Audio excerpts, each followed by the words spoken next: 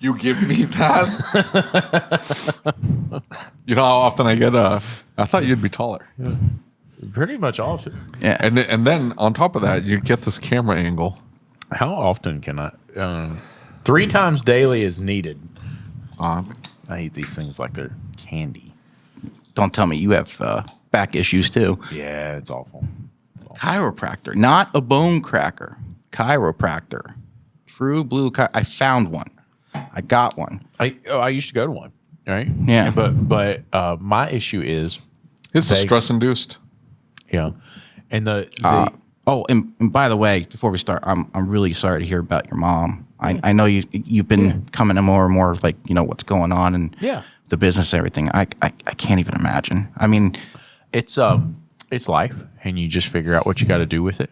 Oh, definitely. And you just step by step, and clean up the mess and go on. But I could definitely see how it's affecting you and how you're doing with your kids and what the legacy you want to leave. For sure, absolutely, and I think that's what is it? What? Okay, so he's getting watching his video. I'm watching his videos, and it's like Southern Yoda over here. You must be like Mace Windu. Like you just sit in the background. I do watch the movies. I don't know who the specific characters. I like the tune. That's what I'm into. That's it. Hey, you should be playing Fortnite right now because it's the Star Wars. No, Fortnite. I can't do Fortnite. I was watching a video. You were asking me about the videos I was watching. I was watching a video. They were comparing current Call of Duty to OG Call of Duty. Apparently, right now, one of the finishing moves you can take is a unicorn farts out rainbows and it explodes. They take the rainbow and they lift the tail of the unicorn and it blasts. That's the finishing move. I remember OG Call of Duty, and that's what they were comparing it to. I don't know if you ever played it, but I think it was Modern Warfare 2. Yeah. Oh, what a good game. But if there's a scene in Modern Warfare 2 where you're playing the game, the whole thing was you had to play as the character of a terrorist. You had to then go in and then start shooting up an airport. Yeah. You went in with a gun and you would start just spraying an airport. Wow. And it was super controversial when it happened because you were actually doing the act, right? The whole thing was to frame you for the act, because as you finish doing the thing and you jump in, everybody's getting into the getaway vehicle, but at the very end they push you out of the getaway vehicle and shoot you, and then you're left there in the scene, and so the authorities can come and place the blame on you, and then that starts the war and it kicks off all this thing. Anyway. It was super controversial at the time, but now instead of all that, you get rainbow farts from unicorns. All of the seriousness and the geopolitics that were involved. You remember the original Rainbow Six? Did either one of you ever play? No, any I of know. them? I attempted I can't. to. Yeah, I can't. I'm the type of guy that I will sit there for 4 days straight. I learned that very early on, and I am not going to do that. I have my PlayStation, and every once in a while Marvel comes out, but it's like once every 4 years. I might take a weekend to play it, and I'm like, okay, we're done. Just gonna walk away. Yeah. Eric's big into the F1 games. He's not much into the shooter games, but he'll play the F1 games. Like the racing games. Eric's okay. So, are we recording yet? Yes. Oh, excellent, great. So, I let me start out by saying a huge shout out to Mr. Compton, because he gave me a huge shove in your direction. Yep. Okay, and he actually called me, and he called me when I really needed that coaching. Yeah, it was about this industry. It's still a little rough in my head, but so you put me in touch with Eric. Yeah. And he and I are up some nights turn for turn. In China, we were 2 a.m. going back and forth like two little kids going, did you just see that move? Oh my God. You're sitting in your own house and just talking back and forth. Playing F1? No, we were watching it. Yeah. Oh. We were watching it. So I'm an F1, not as big a nut as Eric. Yeah. Holy cow. Did you hear the story? Did you hear what happened?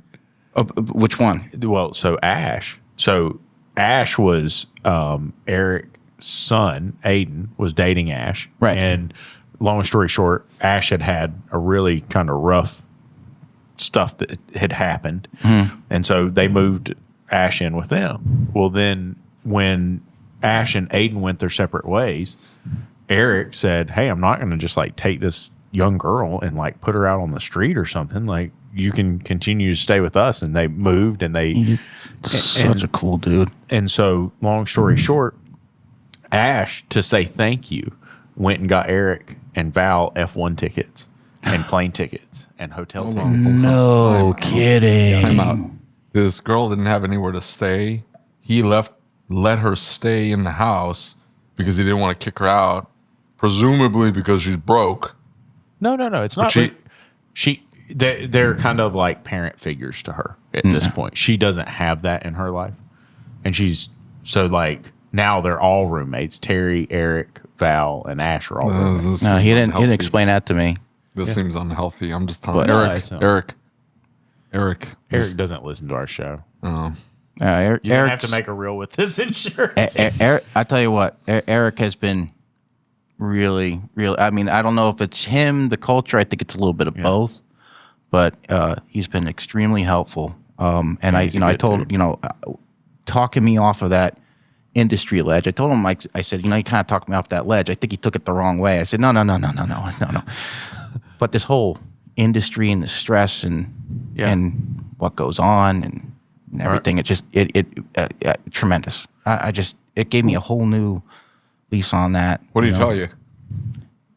Talk me through it. Let's first of all introduce yourself because nobody knows you yet, and I don't know how to say your last name yet. So damn Australians. My name is Nicholas Lerubino. I am second in command, lead tech, Mark's Auto Service, Gillette, New Jersey. Okay. Second generation technician, second generation ex-fire chief. About 10 years ago, I realized that there had to be more to this industry. Couldn't really find it. Started listening to Carm. Started like watching Eric O.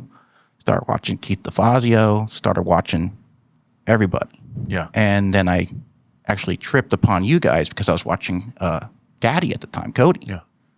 And I was like, oh, let me listen to this. And all of a sudden it was Mario Rojas. I was like, oh, I know Mario. I actually met him at Super Saturday in 2019. Right. And then I listened to his episode. And then I started listening to you guys more. And I started going, whoa, like, this is where we should be. Yeah. This is where we need to be. Us as an industry, I mean, this is it. This is this dog eat dog, chasing for hours, turning and burning. Like, what are we learning? What are we doing? Are we really? No, because I was always helping the customer, right? Yeah.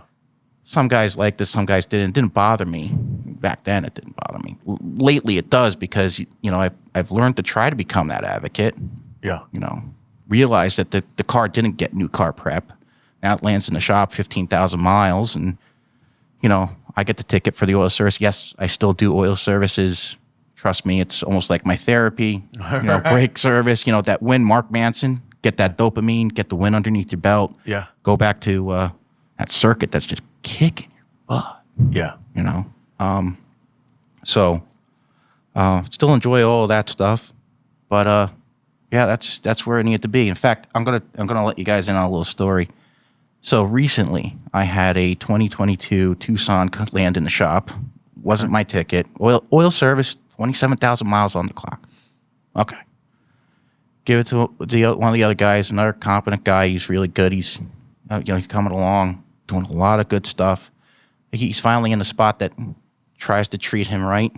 Yeah. We don't do it right. We're human. Okay. But we really try to do that. Yeah. At least I try to do that. And I'll get mad. Yeah. We're not for sure. We're not. There's no perfection over here. Yeah. There is no perfection over for here. Sure. Right. I'll get frustrated. And I think we need to stop right here and say that. It's like, people say all the time. I've talked to a lot of people who say, "Oh, but your shop is this," and bro, my shop's a mess too. Yeah. Right. We're human beings. Right. Like, not everybody gets it right every time. How do you learn from it? Exactly. How do you make it better? Well, hold on. I'm confused. What is it that's frustrating you? They're not doing it right, or people in general aren't doing it right. Like, and then we've kind of gotten back to the technician, the technician, the shop owner. Yeah. But anyway, so the technician. Let's get back to this car story. So the technician, he's fantastic.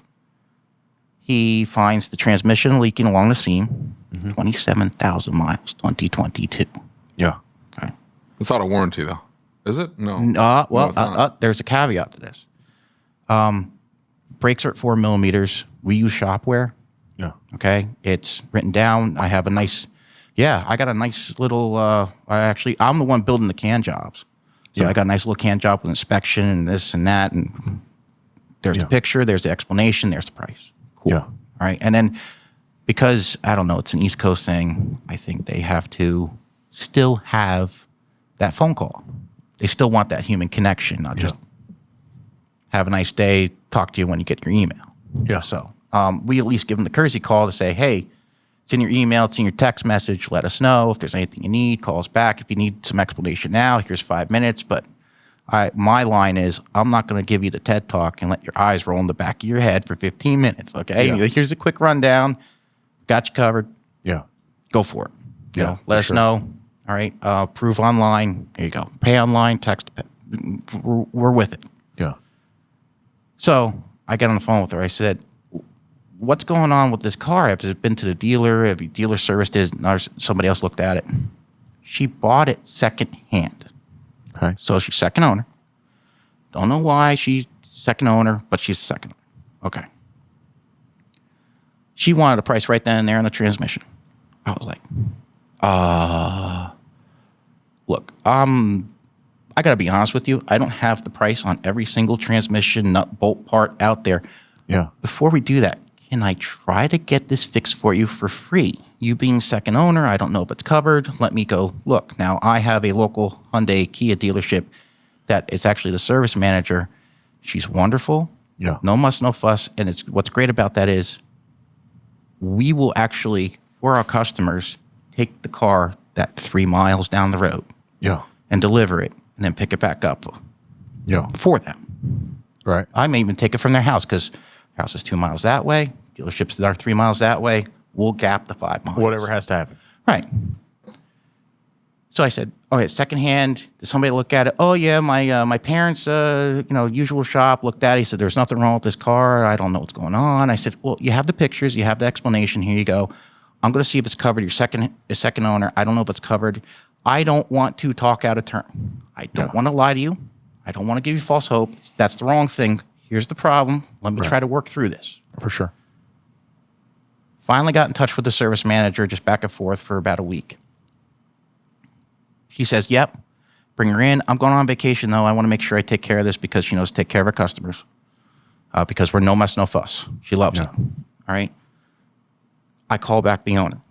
I say, hey, 5-year, 60,000 miles on the powertrain, being second owner. You're covered.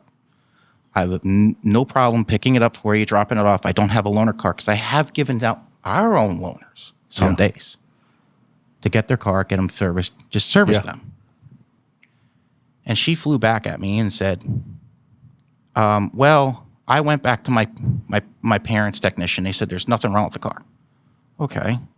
And then we sent the pictures in the report down to my cousin in Maryland, who's a licensed auto technician. I didn't remember licensing in Maryland, but okay. Sure. Yeah. So I just kind of went through. I was like, okay. He says there's nothing wrong with the car. They think you're just trying to upsell us and everything else. Bro, And I'm telling you, I'm going to do it for free. I'm like, but it's for free. Well, you must be getting a kickback. I was like, I was floored. This was literally 2 weeks ago. Yeah. Floored. Yeah. So what I've been doing is I've been going back to the beginning. I've been listening to this podcast from 5 years ago to see what I have done and what's been going on. And in the middle of that, talking to people in service industries, people are just on edge. For sure. Like In a way they've not been on edge. in a long time. Yeah. Like, No, they're not. You know what it is? What? You cared. That's the problem. Is that it? Yeah. I'm telling you right. I'm not messing around with you. Here's I'm Mace trying to be Windu. as honest as I can with you. You give two shits. Really? You give a shit right up until she says something stupid like that, and you go, "Okay, I'm done. No. Into the mic, dear. I'm done." No, I heard him. And then, Trust me, you can hear him. No more shits given after that. You go, "Okay, ma'am, no problem. No. Come pick up your vehicle." No, she had the Thank you. vehicle. She had the vehicle back. Yeah. She had the vehicle, delivered back to her, everything else for another service. And she said, I don't know what you guys are doing. I came in for an oil change. You guys write up for these, tells me I need thousands of dollars worth of work, which obviously I didn't. Yeah. And I said, is there anything I could do to make this right? She's like, no, I feel scummy. Whoa. That's there you go. There's the problem. They're like, none of that. The minute she told me that I was trying to, I was getting a kickback, I would have been like, I see the vein popping out. You see the vein? Because I'm like, listen. I'm just telling you right now. It's going to give you an ulcer, because this is an irrational person. You can go look. If you don't believe any of the pictures that I sent you, and you really think that I'm trying to get a kickback from the dealership doesn't make any money doing warranty work that is paid from the manufacturer. That's not how that works. They make most of their money on customer pay work. You're not paying anything. So they're getting less money to then cover the warranty from the manufacturer. So they're not making any money, and they're certainly not making enough to then give me a kickback. Oh, I told her. The car's then leaving my control. So even if I was making, I don't know, $100 or whatever, why would I even go through all this trouble for $100 or any of that?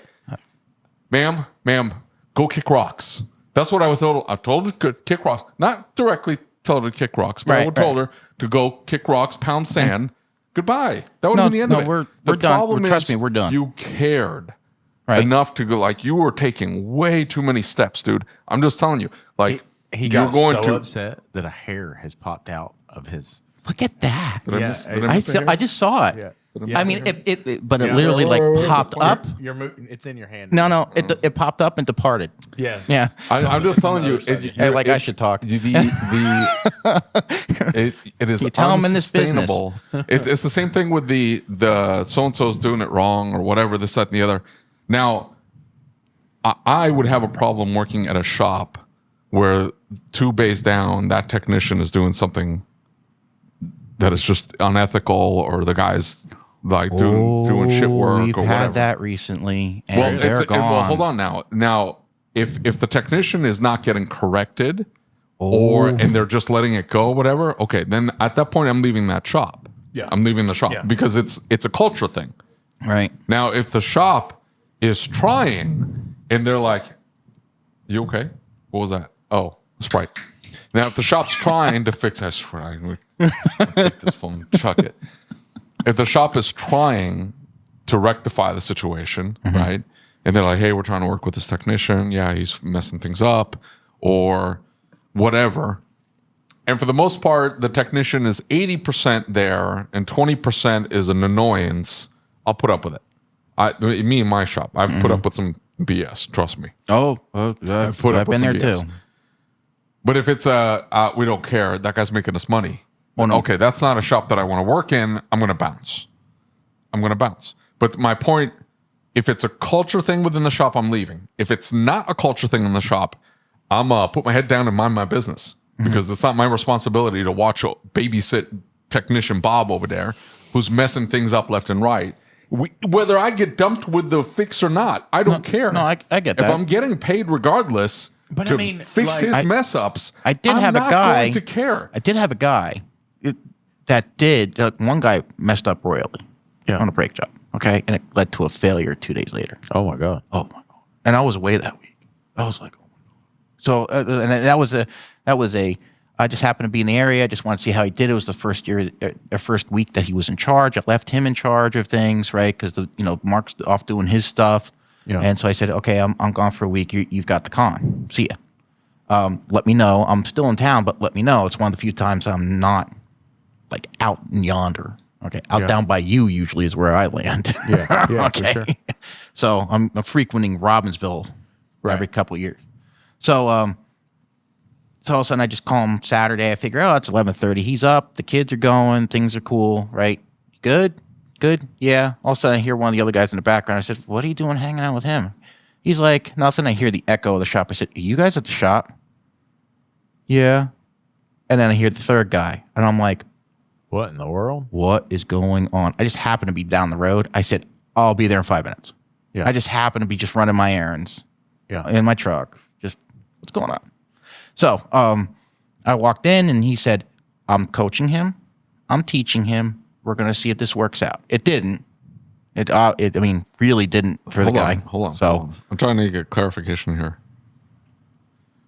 This was a day that the shop was closed. yeah, This was a customer's vehicle. yep, Brakes had been done. yep, The guy screwed up the brake job. yep, The brakes failed. Yep. The car got towed back to the shop. yep.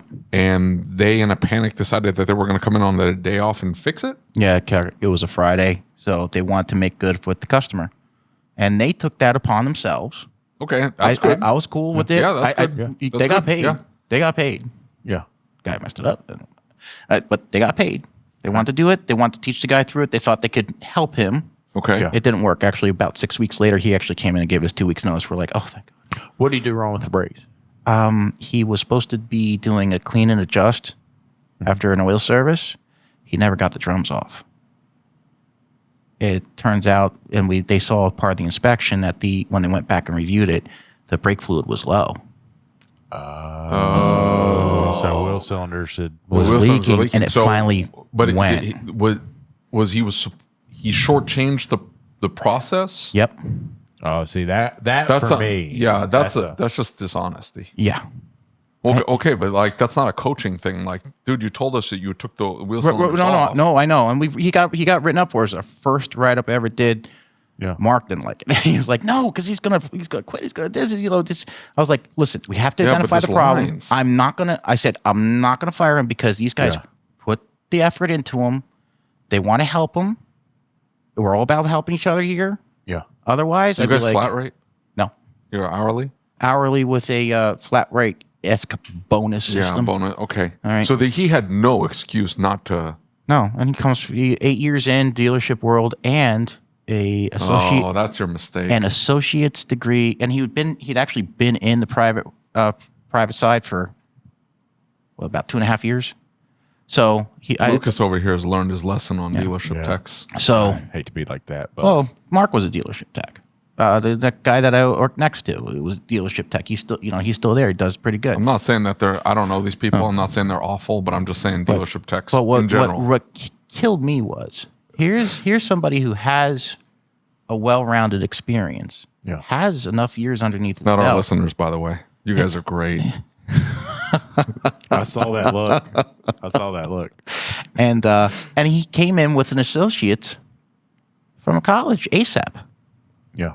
I was like, But see, here's It's the not. thing. It's none of those things matter. It's the life in the dealership will break a man. And look, you know we just went through that, right? Yeah, we just went through that. oh yeah, Eric told me about. I'm like, oh my. And so here's the thing: is like the excuse that got brought back was its pay. Okay, well hold on just a minute because like not marking off that you did things because we have the inspections in Shop-Ware and it says I'm doing this, and this. You are telling me you did something, but you did not do what you told me you did. Right? You can't tell me that's pay. Well, I don't have time. Bro, like you get paid 40 hours a week. And trust me when I say I don't understand. Like that's like a step in the job. Yes. It's like I don't have time to put the wheels back on the car. Breakdown and process. Like what are you talking about? That's part of the job. Part of the job is putting the wheels back on, torquing the wheels. Yeah. Oh, I don't have time. yeah, but I mean that So you don't want to do your job. That was the mentality. Doesn't make any sense. And so like what we went through with this deal was as we get into this situation where the tech initially got all gravy work, right? And that was a mistake because when they came in, we were behind. So they got all the gravy work. I don't know. It was pretty gravy what Eric was saying the jobs he was doing. And I was like, oh well, that should be good. You know, So he got all the gravy work, and that's primarily what he was doing. Sweet guy, right? I'm not saying anything about the human being himself. Right. Sweet guy. Got all the gravy work, and then the next step is as we moved from gravy work to learning the process and learning the testing, it became very clear there's a big difference between the practical ability and knowledge to be able to do said test and the ability to say what it is that we want to hear about doing said test. Does that make sense? In other words, because you have the book knowledge doesn't mean that you necessarily have the ability to do it, right? So you can quote the test, you can say the thing, But bro, don't come back and tell me that a car that's got throttle body faults needs spark plugs. Right? Don't tell me that I've got a car that's running. I just had that. I had that from the owner of the vehicle.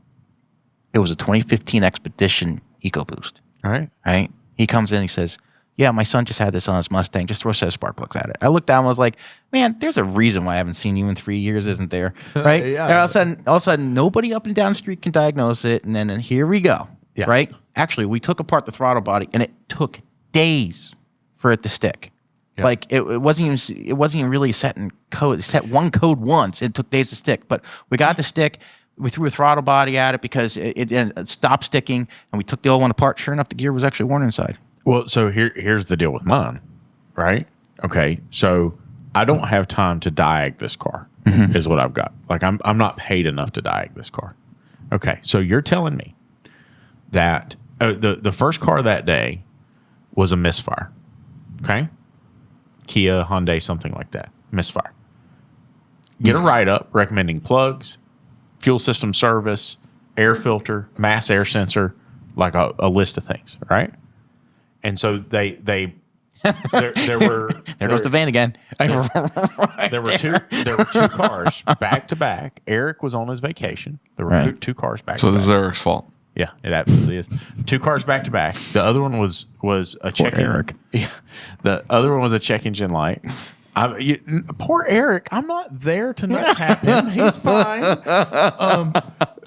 So the other one was a Saturn Ion, and it had a rich fault, and it had throttle body faults. Now that one it needs the aftermarket air intake removed and a factory intake put on. It needs a mass airflow sensor, needs spark plugs, and an upper end fuel system clean. Okay, and now the misfire, it was plugs. Do you know what the red flag is, right? What? The fuel system cleaning. Oh yeah, absolutely. That's the red flag. Absolutely, man. And so here's the deal: is we start to dig into this situation, we start to ask questions, and because the advisors at this point have caught on that something's wrong, and they come to me, the manager and advisor, and they said, "Hey, can you look at this?" And so I walk in, I said, "Hey, can you tell me how many miles you drove this car?" Because the rule is you drive every car before we work on it, right? Because that's part of the peace of mind process. It says 10 miles on the peace of mind because we can drive 10 miles in 8 minutes, right? It's not that big of a deal. And so we go up there and he says, "Oh, I didn't drive it." You didn't drive it, but that's part of the process. Oh, so man. did you duplicate the concern? No, it wasn't misfiring when I brought it in. Okay, did you check the codes in it? No, man, I completely forgot. Hold up now. What is going on here? So I didn't say anything. I said, how about going out and driving it again and see if you can get it to act up? And so he goes out. He's upset that I've asked him to go do it. Oh, yeah. And he goes out and he drives it and he comes back and he says, "Oh, man, it was an ignition coil. I swapped it and the misfire moved." Now, wait a minute. Did you even look at misfire counters? Did you look at mode 6 data? Did you know that it was misfiring before? Was you just recommended a bunch of stuff and it wasn't going to fix the car? Now, this other car, you recommended all this other stuff. And I'm like, what testing was done? What was it that you did? Mm-hmm. How did we come to this conclusion? Because you're supposed to document your testing. You're supposed to talk about what you did. Mm-hmm. Oh, I didn't have time to do that. Okay. Throttle body? Do you know what the throttle body code was? No. Okay, the throttle body code was a correlation code. And so it's TP1 and TP2. TP1 is at 0%. TP2 is floating between 15 and 30% at all times. Floating. Moving. Moves up and down. With idle or? No. Just doing key whatever on. it wants. Yeah, it's all over the place. So what do? Right? I'm the other diag tech in the shop at this point because Eric's out. Mm-hmm. So I'll walk out and I walk to the sensor on the front of the throttle body and I unplug it and I take a test light to ground and I say boop and I see it drop to 0 and I take a test light and I go to 12 volts and I'm boop and I see it go to 5 volts and I check ground and I've got ground and I check power and I got power and I'm like, guess what? The throttle body's bad. It took me 5 seconds to come to a conclusion that's what's wrong with it. And you're telling me you don't have time to test it. No, this ain't got nothing to do with time. This has got to do with you being lazy. Yeah. Or this has got to be with you not knowing how to do it. It had to be something, right? Because it took me all of literally, okay, maybe not 5 seconds, but it took me 5 minutes to have a complete answer that fixed the car. Well, we have a joke in OEM, operations emergency management. The medics are the lazy ones. My You're gonna upset some my buddy Brian. My roommate and good old friend actually turns out he's like a multi-generational back long lost cousin. That was a funny story. walking to mom and dad's new log castle in Virginia, right? And they were in this little house in Jersey. Now they got this big spread in Virginia. And all of a sudden I see the teapot on the wall because now they finally, after 40 years, finally unpacked everything, right? So I see the teapot tea set on the wall and I go, yeah, that kind of looks like my grandmother's. And she goes, well, it came off the Mayflower theory. And I went, huh, what? Because my mother traced back our lineage, Woody's, White's, Warren's, Mayflower. And I was like, get out. I called her up. I said, send me the picture of that teapot. Had to be even the same copper.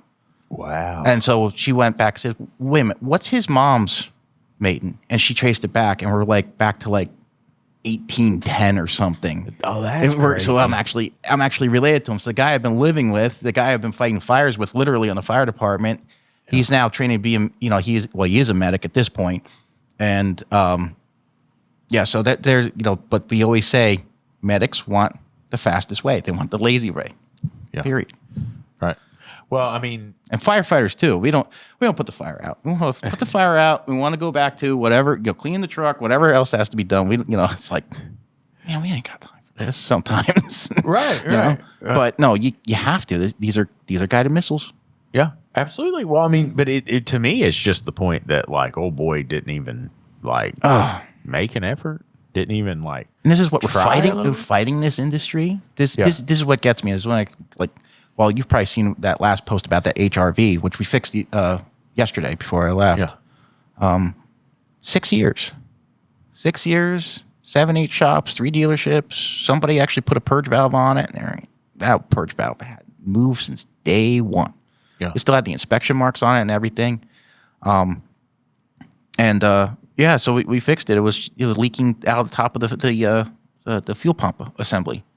It was setting very small and large leak codes, and the gas cap every once in a while, and then somebody puts on a gas cap, and then the creme de la creme was I found that the guy who knows better down the street, he knows better, right? Just said, yeah, he clears it like 3-4 times over like a year and a half. Like, come on. You have the equipment. You have the know-how. Who makes the HRV? Honda. Oh. HRC, I think, was Toyota. HRV's Honda. Yeah. It's the little one. I like them. I know they're probably like a little rinky-dink thing. I think they're great. Yeah. Point A to point B car. But nobody smoked it? Nobody did it till we did.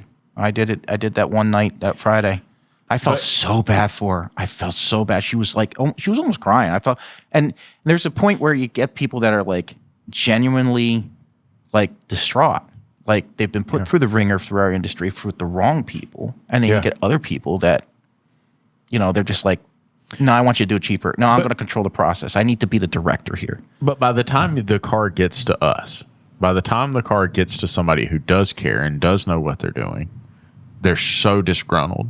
They're so mad. They're so upset. They're so frustrated. They think we're all hacks, right? Yeah. Because it's been to all these other shops and nobody's come up with a conclusion of how to fix it, right? Nor a recording of it. Yeah. Picture, video, scope pattern. I'm pretty good. I can even get sounds. I got sounds recorded now. Not just through the scope, but through the phone. You put up your phone with a stethoscope, you can get it. No, that's not how you get the sounds. Okay, let me tell you how you get the sounds. There's a very special process for this. What's that? We have competitions in the shop, and it's how you get your monthly bonus. Whoever on the front counter can get that client to repeat the noise the most times gets a monthly bonus. And so if you can get that client to stand at the front counter and repeat the sound it makes 10 times. The mashed cat. Right? You get 10 times, buddy. You're a record holder, right? All right, hold on. So I want just a minute here, okay? Because I see Dave's over there. He got quiet. Yeah. He's kind of looking at me weird. I don't know. I got a horn growing out of my head or something. But here's the thing. So there's a legend about a honey bun. Correct? Half of a honey bun. Half a honey bun? Did you know in prison, honey buns are very, very valuable things? Well, I don't want to know how you know that, but that's okay. I've been doing a lot of research. Because one day David's going to go to prison. I'm like, what kind of stuff is he going to need? So I figure if I send him honey buns in prison, I'm gonna go to Club Fed. Right, I'm gonna go. well, hang on, buddy. Hang on. I got an offer for you. Hold on. Oh, snap. David, did you just... It's a full honey bun, bro. It's a full honey bun. Now, Mr. Roman, that is a payment in good faith. We need to scale up, buddy. You are the owner of my repair shop. Now, wait a minute. Wait a minute. Hold on. I'm not done yet. Yours. I'm not done yet. Wait till I send you the tax bill. You can keep your taxes for yourself, sir. Oh, snap. You know I'm eating that. Thank you. I like the honey buns. There was those were bought freshly today. I don't know when they were manufactured, but it's high quality. This dude's all right. Brings his honey buns. High quality. Well, I sent Eric a bunch of bagels. Yes, he really appreciated that. Oh, he and I were talking one night. He's like, "Oh, they don't know about the bread down here." I was like, "Oh, don't tell me it's little Wonder Bread." He's like, "Oh, it sticks to the roof of your mouth. It does this, does that." Except for this one restaurant downtown. I was like, "Okay, I can remedy this." The bagels were legit. The bagels were absolutely legit. And those aren't like the best in the area. That's the bagel shop down the street from me, from my house. Okay, but if it wasn't New York, I didn't go into Manhattan to get them. But I gotta admit, we're pretty good with pizza and bagels in that part of Jersey. You are. You too. I didn't realize I was connecting two Yankees. Okay, I didn't know that's what was happening, and things just spiraled out of control. I didn't. So now they spend every day on the phone all day. It's good. Well, not every day. Most days. No, most days. Yeah, we've at least once a week, and then we're usually throwing something back and forth. Anyways. Back to your existential crisis. I'm just saying, avoid your existential crisis. He's got to get his blood pressure back up. By just not. That's from the sugar low. The low. You just gotta not. No, but not care about certain but things. But in all seriousness, the business gets to you over time, and half of this is like, okay, so my personal, and I kind of let it go this way. This was my fault. So it's about 10 years ago. Things in the shop are a different dynamic. Mm-hmm. We're all making money, which was great. But I'm getting married. I'm doing this. I'm deputy chief. I'm not chief yet. I'm working for chief. I get chief. I'm working 50, 60 hours a week in the shop. Mm-hmm. I'm working, well, it's volunteer department. I'm working 50, 60 hours a week plus calls. I'm sleeping 3 hours a night if I'm lucky. Yeah. And what did I do in the end? And it did come crashing down on me. Yeah. I alienated somebody. You what? Alienated somebody. Who'd you alienate? Her. So you took it out on the wife because you weren't. I didn't take it out on her. I wasn't paying enough attention to her. And we weren't married yet. We were. But what you guys resonated with were you got to have a balance. Yeah. You got to take care of people. You still with her? No. Did you marry her? No. Okay. That was we tried it for another few years and I just said, bro, that ain't your fault. No. But that's not your fault. No. Did she tell you that, or are you just going back on, like, looking back on? I didn't pay any attention to her. Well, looking back on it, but she also said I was working too much. She wanted me out of there. Yeah, and I think I know why. So, but going back to this whole, you can cover your ears. I'm just giving you advice to the gentlemen, the young gentlemen that listen to this program. If whatever girl you're with, you haven't married her yet, tells you you're working too much, find another chick. Okay. But it goes back to that one more car. Until you have kids.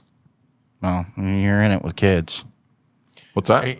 You're in it. Once you've got kids, it's different. If you're working so much that you can't be with your children and help raise them, and it's not even like, oh, she's married, she's got kids with you, but she acts like a single mom or nonsense like that. No.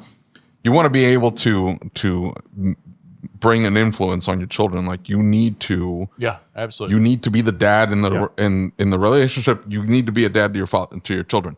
But I see him do it. I hear what you do with your kids when you talk about them. So what's that? I see it in both of you. You're doing it right now. Yeah. Okay. I hear what you talk about with your kids, and that explanation about being bandwagoning with the football team was great. I mean that explains it all. That was good. That's an old story. That's old story, but it's true today. But with children, it's different. Until that point, though, like I'm sorry, like if the girl tells you like you don't spend enough, like okay, we're in our 20s. Like what do you expect a young man to do? A young man is supposed to work his ass off. Why aren't you working 80 hours a week? At no point should a 20-something-year-old not be working 80 hours a week. Go to work. Not 20-something. What? Even in the early 30s. Even in the mid to late 30s. I'm telling you, like, it's all the way up until you have children. Dave, how old do you think I am? You? Yes. I think you're like 34. You're off by 10 years. You're 24? You're a rough 24-year-old, bro. Hey, it's this industry, man. Like, you ever see those memes? This is Josh, 26 years old. Yeah, it's not a stressful industry. No, no. I'm 44. Actually, I'm 44 last week. Okay, but you're 44, married with kids, or no, single, 2 fuzzy kids. As I've told Lucas and Eric, I do this for my dog. Babies, don't call them fur babies. Please don't call them fur babies. I got pictures and everything. It's worse than that grandma grandpa effect. Look at my little thing, and you get this like morphed mutant coming out of the picture. You know, Jeff and Lucy, man. But at 44, I mean, you can back off a little bit at 44. But I'm saying, like, when you're in your 20s. You're in your 20s and you're even in your early 30s. Like, that's the time you need to be. I was like, balls to that proverbial. Balls to the wall. Yeah. Like, go work. Go put your time in. Unless you end up with, like, if you pop out some kids in your early 20s, like, even then, you don't need to sleep when you're in your early 20s. Oh, yeah. 3 hours a night is plenty. I didn't. Look, I don't have a problem with what you're saying, right? I'm not saying it's because I'm right. Jesus. Do you guys need an extra 3 feet now because of that one? No, because the camera alignment in this room. Who set up the cameras? Yeah. Was it him? Yeah, it was him. Oh. Well, it's a long story. It's a long Here story. We go. It's bad. But, I'm not going to disagree with the fact that at that age you should be working and you should give it your all. But there is, especially if you're putting that much pressure on yourself, there does need to be a work-life balance. Yes. Right? There has to be some balance there somewhere. Yes, I've learned that. A work-life balance in that you cared too much, that it bothered you, and it affected your mentality towards the work. That's where the balance is off. Yes. Not putting in the time. And it doesn't have to be at a job. Just go work at jobs. Go have 2 jobs. Go have a main job and a side hustle. Like, do all of it. That's my point, is like, put your time in. You shouldn't be like messing with video games and like going to concerts and just being goofy and like, yeah, I'm trying to be young. And then, no, you're living off of mommy and daddy or the government or something. I wasn't. Like you're like, well, that's my point. Like 23. Ooh, I mean, I was fully out there. 23. My parents had like barely supported us in our teens. And it wasn't until I moved out when I was 18, like the minute I turned 18, I bounced. Because, you know, I was making my own money or whatever. Like I lived in our house, but I wanted to make my own way. Yeah, when I was living in Iowa, that's what I did. And then college was, you know, I couldn't get into the dorm, so I got an apartment and I tried college and it didn't work. And so I came back here, lived with Dad, started working on cars. You know, that's how it started. And your dad was a tech, right? You said the second generation. Yeah, 19, 20 years old. And then a couple years later, I was out on my own. And then, you know, 27 years old, I bought a building. I have a multifamily. Yeah. Right. All right. And that was because my mother, thank God, she was like, oh, $1,100. I literally smashed my piggy bank when I was like 10 years old. Oh, $1,100 in a piggy bank. Oh, well, you know, at 10 years old, he'll recover. let me put it into the stock market. Yeah. She, with my grandfather, because my grandfather was just getting into the stock market in his retirement, said, okay, you can guide him, but he let me go. Yeah. I said, I want to go buy 10 shares here. It was first purchase, J&J, 39 shares. Yeah. Right? And it split and it doubled and it split and it doubled. And it wound up being this huge amount. And here's the kicker. August, I get an offer, friend of a friend, know somebody selling the building. Great. This is August 2008. Oh, man. I call up my broker. I say, get ready to push the button. This is August 21st, I think. Yeah. And he goes, I'm pushing the button today. You'll thank me later. I was like, whoa, Daryl, what's going on? He's like, it's okay. I'm getting out. I'm going to be out by the end of the year. Everything's great. Nice doing business with you. Wish you all the best. I'm pushing the button today. You'll have the paperwork in 72 hours. I'm like, oh, crap. Now I'm trying to figure out the T word. Okay. And I'm trying to figure that out just in case this doesn't go through and everything. And then all of a sudden, I literally got like the last mortgage that SunTrust wrote on that old system in September. And it's like, it all just went like, I'm like, and I lost a little bit at first on the house in the first 18 months, but then it started coming back up. So now I'm like in a good shape now. Yeah. That's smart. But that's my point is like, that's what you should be doing in your 20s. Yeah. Like any girl tells you. That's what I did. Any girl tells you, you're working too much. And you're not, you don't have a bunch of kids with her. Like you're married with a bunch of kids. Now, in all fairness, I am living what my plan was minus her and maybe kids. And my plan was to scale it back to like 40 to 50 hours a week at the shop. Doing pretty good with that. Go traveling, go places, and I'm doing that, So I remember my parents got me a bond, and I so wish I had saved like all the money that I'm just mad at both of you. Like, what my parents said to me? They nothing. See ya. I didn't get jack. Well, hey, look, you know where I got to take care of my parents. Listen, you know where my bond went? I was like 10 years old and busted the window out of somebody's car because they made me mad. That's your fault. That's your fault. For it. Oh, I didn't go for a 136 mile an hour speeding ticket in the Walmart parking lot. I did not get a ticket. He brought his truck in the other day, and he just looked at me and shook his head, laughed, and walked out. We're still associated and all that? Yeah, he did not write me a ticket. I said, hey, can I get a copy of that radar report? And he said, do you want to go to jail? And I said, not really. He said, okay, then go home. And I said, yes, sir. Oh, okay. So let's dig in here for a minute, because when me and you met and when you and Jeff met, and I know there's things that we don't necessarily want to talk about. You were in a really rough spot. Very. And so I want you to tell as much of the story. What was making it rough? Well, let him tell the story. Work. Yeah, but I want specific details. Not well, that's what I'm saying. I'm going to let him tell this. Work was making it rough. And I don't want to. Because you cared too much. Probably. This easy. I'm trying to fix you here. I'm not here to caring fix. so much. I'm here to talk. I'm here to be with you guys because you guys have been a voice. I mean, there have been other voices, but that's what we are. You guys, I don't need therapy. Don't listen to your young girlfriend. Trust me, Eric's therapy. Booter. We're good. Yeah, Okay. Eric's therapy is. Eric. I don't know what kind of therapy you two are getting from Eric, but I'll pass. Hey, he's got a 3D printer now, and he's been printing. I don't want to know what he's sent me 3D printing and sending you guys. I don't want to spoil it just in case somebody listens to this, but that's pretty cool. Yeah. That's all I gotta say. Yeah, that's pretty cool. Yeah, he's not going to make some kind of diag doodad. Then everybody gets mad at him. Far from that. No, he's been making lots of really cool stuff.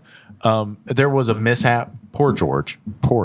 I feel so bad for George. Somewhere in all of this, he was trying to show George his creations, and Eric's scrolling, and he says, "Oops, that's my penis. Sorry," or says it. It's like it's worse than that, because initially he tries to say it was somebody else's, and George is like, "That doesn't make wait. Okay, so that's number 3 for Eric that I know of. Because all right, I'm gonna share one with you. He's probably gonna be like, "Oh, great."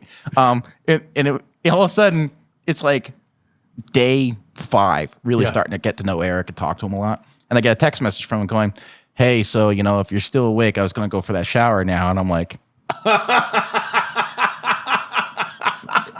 And it's like 11 o'clock at night. I think the race just ended or something. So I think he was still on that text message, right? And I'm like,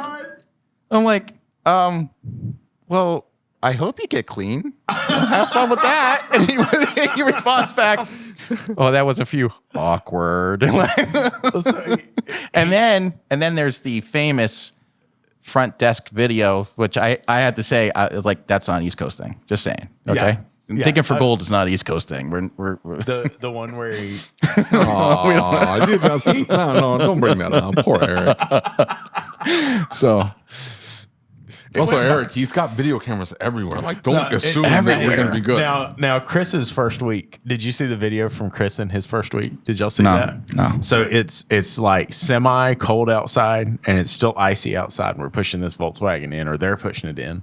Oh, is that the guy who face planted? Yeah, and Chris is pushing the car, and when he falls, his face drags the back of the car, and so he drags the back of the car, and you just see his feet kick up in the air. But now, listen, that's why I tell them, you're pushing it the wrong way. You push it the other way. And you know what? I've got a wrecker. Like, they could just take the wrecker and put the cars in. Oh, you got a wrecker? Yeah, I got a wrecker. Dude, you got to put that stuff in policy. And when they don't do that, and then he falls and he breaks something, and then he tries to go on your workers' comp, you can fire him because you're like, hey, the policy is that you used the wrecker. You violated company policy. This poor dude is going to probably off us at some point, because when he came in and he started, everything was like, no, there's a policy for that, and there's a procedure for that, and we have this process here, and if you guys aren't following the process, and we're going to need to follow the process. Now, I've laid out a process for you. And so now the service advisor, who sits directly next to Chris every single day, every single time something goes wrong, Justin, who is the most fun-loving human being you'll ever meet, just looks over at him and says, oh, goodness, it looks like we didn't follow the process. And so every single time this dude has something go wrong, he's like, oh, my goodness, you probably should have followed the process. Probably should follow the process. There's a reason for rules and regulation. I don't like to be controlled or anything. I mean, I know this guy doesn't really like to be told what to do, but that's why he doesn't have to follow the process's policies. I don't follow any of my policies and procedures. None? It drives my staff crazy because I walk in and I start just creating havoc, and then I get yelled at and I have to leave. Yeah. The other day was not tagging the keys. So the tech kept grabbing the long keys, and he kept going outside. And because we had like 7 Fords there, because it's Ford. And he's like, start tagging the keys, baby. He started yelling at me. Don't you have the key tag printer? I don't have a printer. We have little yellow tags. You just write the name on it. Shop-Ware's got a key tag printer, and you just click the button, and it prints out the key tag, and you go. Okay. We've been thinking about that. Like a ton of stuff. And No. It's like a $75 used printer and a thing of like stickers. He just heard money. Yeah. And then like you can even, I think there's even a way to make it print a barcode. And so you can scan it and pull up the RF. I just had a garage spring door break. Holy crap, we did too. And it cost me, I think, $1,000 to fix. The guy was there less than an hour, and he fixed it for $1,000. He knows where to swing that hammer. I'm in the wrong business. $1,000 for an hour's worth of work. Yeah, but how far do you have to drive? Yeah. Let's talk overhead. How far do you have to drive? How many hours you're not going to be accounted for with the fuel? I wouldn't even say overhead. Have you ever seen one of those garage door springs unravel? Yes. Oh yeah, they snap. Yeah, they're scary. Yeah. We had a door fall, and it bent one of the doors the other day. And we after this dude put up the doors, and I'm not going to talk crap, but yeah, I don't feel like they did a very good job on some of this because we've had so many issues with. I mean, that's $112,000 worth of doors. Yeah. Right. The doors themselves were $70,000, and so one after another keeps breaking the cables on them. This one broke, and it like wrapped up the cable. Does he not have them? He doesn't have a big enough spring on there. It's the biggest spring you can get for these garage doors. No, it's the cable. Well, and that's the thing is pencil strength. It keeps getting it keeps getting tangled. Right. And so I think it's the way that they've put everything together. Long story short, dude, I'm over there and it kind of like breaks the cable and comes down a little bit. And I had to cut that sucker loose and let it come down. It bent some of the panels in the door, and they wanted $4,000 a panel to change the panels. No. But dude, I'm going to tell you what, if a car had been under that or somebody had been under it, it'd have killed them. I mean, it absolutely would have killed them. You know, that penny off the Empire State Building they approved? I mean, that's more than a penny. So, I do want to dig into the story a little bit. We fixed it. Yeah, no, story, He's not going to care so much. story's a little I unnerving and complicated. He's got to compartmentalize. You're gonna make him get into stuff. Hey, don't get me compartmentalizing, okay? He needs to compartmentalize. 20 plus years fighting fires and seeing things that, you know, in the New York metropolitan area, we'll say. And I know I'm in a sleepy little suburb, but, you know, they're still running 300-400 calls a year. Yeah. And we've got 14 miles of Interstate 287. It's Yeah. 3 lanes each way. Yeah. There's actually a section of that I will not drive. I actually get off of that exit if I'm passing through town. Get off of the exit. I go through town. I get back on because there's a mile in that section that's like Yeah. Rough. yeah, something about it. And I've actually done it, trying to recreate it again, trying to prevent something, trying to figure out how stuff works, seek to understand. Yeah. I've been saying that a lot lately with these guys at work, and I'm like, whatever. But I was trying to figure out why they were having so many accidents there, like really bad, fatal accidents. So, and it just happens to be coming up the hill, around the corner, go down the hill, the rise and the horizon and everything. It zones you out. Yeah. Zones you out. It's weird. So, Yeah. try some sort of polarity thing there. I don't know, but it's horizon, sun. It's weird. Yeah. But people probably just zone out, and all of a sudden they're crashing into each other. Yeah. So David doesn't even zone out. He's focused He was already like, zoned like out. a laser. No, I don't pay attention on the road. I'd probably be playing on my phone. Yeah, and see that's why he never wrecks. Is because he was just No, I wreck all the time. Do you get like the mail trucks with the bumpers? Get like the bumper cars? I mean, we work on the mail trucks in the shop. So we got the you're LLVs. talking about the little flexi bumpers. The LLV. Yeah. LLVs, yeah, we get LLVs. I probably should. Starting to I get try some to get Pro cars that Masters. have the lane keep It's funny. because it tells me when I'm. We have wow, I can't remember what the little Mercedes ones, but they're not Mercedes Benz, but they are Mercedes Benz. We have the Pro Masters and not the Sprinters, the Metras. Yeah. Okay, Yeah. we're starting to get those. Well, they're still bouncing off of stuff like they think it's the LLV. So there's a dent down the side. Those little LLVs are tanks, man. I know. I mean, they are like they stick chains on them. Where we're at, they cover them up. We install the chains every storm, on and off, every storm. Yeah, they run the heck out of those things. They're good little vehicles. You got Okay. it. Yeah, all aluminum. They still have the 2.5 in them. 2.5 or 2.2. Yeah, and Jasper. They're S10s Jasper is the only company that rebuilds those for them. right Like, now. every single part for the LLV, is my understanding, is like the majority of the parts go solely through Jasper. Yeah. Now there used to be a company called Ready Built out of Alabama, and then there's Wheeler Brothers still has some stuff. Yeah. There's some stuff out I there. want to say that they had bought like up those other companies. They bought up something.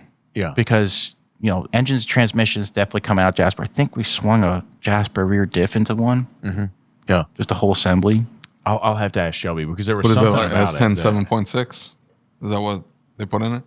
S10 from 1987 to 1994. Yeah.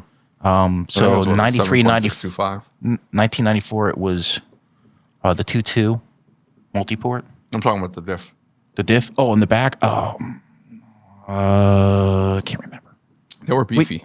They were Very basically rare the for same them to thing go I out. remember I had in my Blazer, like right Yeah, down yeah. to the gearing. We counted the gears one day because we asked them like, "What's the spec on this?" And you know, the VMF goes, vehicle maintenance fills. It goes, we don't like. Well, we got to cover off. Hey, let's count some teeth. Hey, Kit, come over here. Let's. This is how you do this. This is the old-fashioned way. So, Yeah. all right. Thank you for being here. Thank you for having me. Of It course. was wonderful.